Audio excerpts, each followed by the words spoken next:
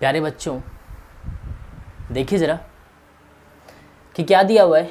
ए surds n into B surds n. तो इस प्रकार के मैथ्स में आप क्या दिख रहा है, आपको ऐसा क्या है जिसमें कुछ कॉमन दिखाई पड़ रहा है। तो आप देख सकते हैं कि दोनों का सर्ट्स क्या है, सेम है। सर्ट्स क्या है, सेम है।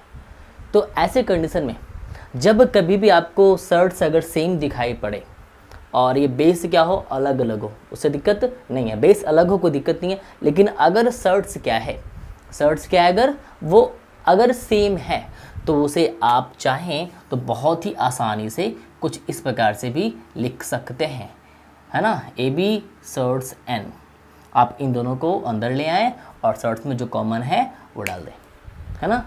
बहुत ही आसान है। उसी प्रकार से अगर कभी भी आपको और भी अलग अलग प्रकार के अगर मैथ्स दिए जाएं, है ना, तो डरने वाली बात नहीं है। अगर यहाँ पे 5 है और अगर यहाँ पे n सर्ट्स 5 है ना, आप देख रहे हैं कि बेस क्या है, अलग अलग है, बट सर्ट्स क्या है, इक्वल है। सर्ट्स क्या है, इक्वल है। तो ऐसे कंडीशन में आप क्या करेंगे, m n और सर्ट्स क्या होगा, 5 ही रह जाएगा, है ना।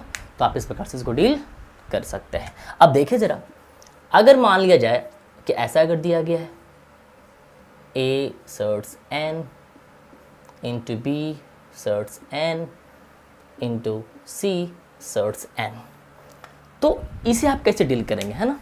सिमिलर है, आपने देखा है कि बेस अलग अलग है बट सर्ट्स क्या है, सेम है। तो ऐसे कंडीशन में अब कुछ नहीं करना, इन तीनों बेस को अंदर ले आना है ना, मल्टीप्लाई के फॉर्म में, और जो सर्ट्स है वो कॉमन है, वो सेम है, तो वो कहाँ चलाएगा, सर्ट्स में चलाएगा।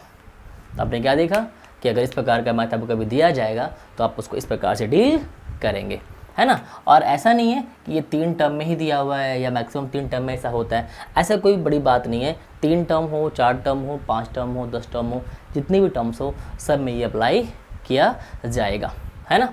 देखिए, अगर टर्म्स की बात अगर आपके मन में आती है, अगर आप टर्म्स लेकर अगर घबराते हैं तो टर्म्स की चिंता आपको नहीं करनी है। टर्म्स चाहे जितने भी हों, है ना, और अगर सर्ट्स अगर सेम है तो उसमें इसी प्रकार के रूल्स को फॉलो किया जाएगा। देख ले आप ज़रा, A B C D, surds में क्या है, एन, सर्ट्स में क्या है, एन, है ना। तो इस प्रकार से इसको डील किया जाएगा, है ना। तो मेरा कहने का मतलब क्या है कि जब कभी आपको सर्ट्स में इस प्रकार के मैथ्स अगर दिए जाएं तो आप उसको आसानी से हल कर सकते हैं इस वीडियो के माध्यम से या इस वीडियो को देखने के बाद। प्यारे बच्चों, देखिए ज़रा, अगर कभी सर्ट्स वाले मैथ्स में आपको और कुछ अगर इस प्रकार से अगर मैथ दिया गया हो, है ना, अगर सर्ट्स एक हों, बेस अलग अलग हों और बीच में अगर डिवाइड का सिंबल अगर दिया गया हो, तो आप इसे किस प्रकार से सोल्व करेंगे। तो देखिए ज़रा, कुछ नहीं करना, आप देख पा रहे हैं कि जो सर्ट्स है वो क्या है, वो इक्वल है। क्या है, वो इक्वल है। सर्ट्स के इक्वल होने की वजह से हम इसे देखिए किस प्रकार से सोल्व कर सकते हैं। आप देखिए ज़रा, सर्ट्स अगर इक्वल हो तो हम क्या करेंगे, सर्ट्स की जगह पे उसी इक्वल सर्ट्स को लिख लेंगे और यहाँ पे क्या बचता है, ए, यहाँ पे क्या है, डिवाइड, और यहाँ पे क्या है, बी। तो मतलब हम इस चीज़ को इस प्रकार से लिख सकते हैं, हम इस चीज़ को इस प्रकार से लिख सकते हैं, है ना। उसी प्रकार से देखिए ज़रा, आप इसे चाहें, है ना, तो इस प्रकार से भी लिख सकते हैं, कोई दिक्कत नहीं है ना। आप इस चीज़ को इस प्रकार से भी लिख सकते हैं, इस चीज़ को आप इस प्रकार से भी लिख सकते हैं, है ना। तो आप इन दोनों प्रकार से इस चीज़ को लिख सकते हैं अगर ऐसा दिया हुआ है तो। देखिए, उसी प्रकार से अगर हम लोग कुछ और टर्म्स को लें, है ना, अगर यहाँ पे मान लिया गया, हमने ले लिया है 10, यहाँ पे दिया है 3, डिवाइड, यहाँ पे 7 है, यहाँ पे क्या है, सर्ट्स में इक्वल 3 है। तो देखिए ज़रा, इसे आप कैसे लिख सकते हैं, बिकॉज ऑफ सर्ट्स क्या है, इक्वल है, तो क्या हो जाएगा, 10 डिवाइड 7, 10 डिवाइड 7 हो जाएगा। तो आप इसे इस प्रकार से भी लिख सकते हैं, है ना, और आप चाहें तो इसे इस प्रकार से भी लिख सकते हैं।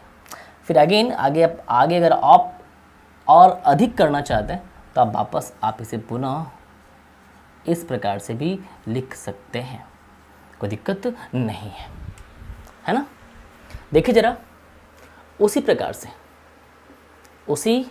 प्रकार से अगर यहाँ पे दिया हुआ है m to surds 5 divide n surds 5, है ना। आप देख पा रहे हैं कि ये जो बेस है ना वो अलग अलग है, जो सर्ट्स है वो क्या है, वो इक्वल है, बीच में क्या है, डिवाइड का सिंबल है। तो इसके लिए हमें क्या करना, जब सर्ट्स इक्वल हो तो आप इस प्रकार से लिख लें इक्वल सर्ट्स को, और m को लिख लें, डिवाइड वाले सिंबल को लिख लें, फिर इस n को लिख लें, है ना, हो गया। फिर आप इसे चाहें तो कुछ इस प्रकार से भी लिख सकते हैं, नो प्रॉब्लम। फिर आप इसे चाहें तो अगेन पुनः आप इसे इस प्रकार से लिख सकते हैं, कोई दिक्कत नहीं है ना। और आप चाहें तो इसे इस प्रकार से भी लिख सकते हैं, आपकी मर्जी है, m to power 1/5 and n to power 1/5। मतलब वापस हम जहाँ से शुरू किए हैं घूमते घूमते वापस वहीं पहुँच सकते हैं, कोई बड़ी बात नहीं है। तो अगर आप प्रोसेस और मेथड्स को, लॉज को अगर जान लेते हैं तो आप मैथ्स को साइकिल के पहिए की तरह आप आसानी से घुमा सकते हैं, है ना।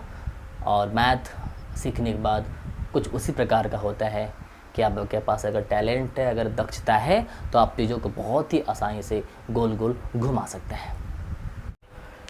आज हम लोग इस मैथ के माध्यम से चीज़ों को किस प्रकार से सर्ट्स में कन्वर्ट किया जाता है और किस प्रकार से इस प्रकार के मैथ्स को सोल्व भी किया जाता है, आज हम लोग इस मैथ्स के माध्यम से सीखेंगे। तो देखिए ज़रा, आप यहाँ पे 2 4 3 है, 2 4 3, पावर में बटा में क्या है 5, है ना, 5। तो 5 भी क्या होगा आपका सर्ट्स, क्या होगा आपका सर्ट्स होगा, अब पावर में क्या रह जाएगा 3 रह जाएगा, है ना। अब देखिए जरा, इसे हम लोग क्या करेंगे, हम लोग को मालूम है, हम लोग को ये बात मालूम है कि जो सर्ट्स में चीज़ें जाती है वो अगर पावर में लिखी जाए तो वो क्या होता है, बट्टा में क्या होता है, वो बट्टा में चला जाता है। तो पावर क्या हो जाएगा यहाँ पे 3 हो जाएगा। अब देखिए ज़रा कि अगर 2 4 3 को हम लोग अगर फैक्टराइज करें तो 2 4 3 क्या होता है, 3 को अगर 5 टाइम्स अगर मल्टीप्लाई करें, है ना, तो कितना आता है 2 4 3 आता है। तो हम उसे 3 टू पावर 5 के फॉर्म में भी लिख सकते हैं, टू पावर 1/5, है ना, और टू पावर 3। इस प्रकार से क्या होगा, आपने जाना है, आपने सीखा है कि अगर पावर के ऊपर अगर पावर दिया जाता है तो वो सारे पावर्स आपस में क्या होते हैं, मल्टीप्लाई कर दिए जाते हैं। तो देखिए ज़रा, 3 टू पावर 5 इंटू 1/5 इंटू 3, है ना, 5 5 क्या हो जाएगा, कैंसिल, क्या बच गया 3 टू पावर 3। अगर आप इसे फर्दर अगर और स्प्लिट करना चाहें तो क्या हो जाएगा 27, है ना, क्या हो जाएगा 27 हो जाएगा। देखिए ज़रा, उसी प्रकार के मैथ्स को, है ना, हम किस प्रकार से सोल्व करेंगे। 27 है ना, तो पावर में जो चीज़ें बटा में दी गई होती है वही क्या होता है आपका सर्ट्स होता है, वही आपका करनी होता है। पावर में क्या बच गया 2, है ना, ऊपर वाले को पावर कह सकते हैं, नीचे वाले को आप करनी भी कह सकते हैं, कोई दिक्कत नहीं है।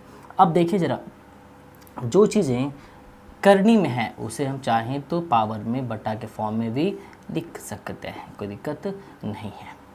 आप 27 को आप चाहें तो 3 टू पावर 3 भी लिख सकते हैं, टू पावर 1/3 टू पावर 2, है ना। आप इसे अगर देखें तो क्या कर सकते हैं, आप देख रहे हैं कि पावर के ऊपर क्या है, पावर, और फिर पावर के ऊपर क्या है, पावर है। तो इसके लिए आप क्या करेंगे, पावर को आपस में क्या कर देंगे, मल्टीप्लाई कर देंगे, है ना। तो ये 3 3 क्या हो गया, कैंसिल हो गया, तो क्या बच गया 3 to power 2, so 3 to power 2 is equal to 9। तो हमने चीज़ों को करने में चेंज करना भी सीखा है और इस प्रकार के मैथ्स को कैसे सोल्व किया जाता है हमने वो भी सीखा है।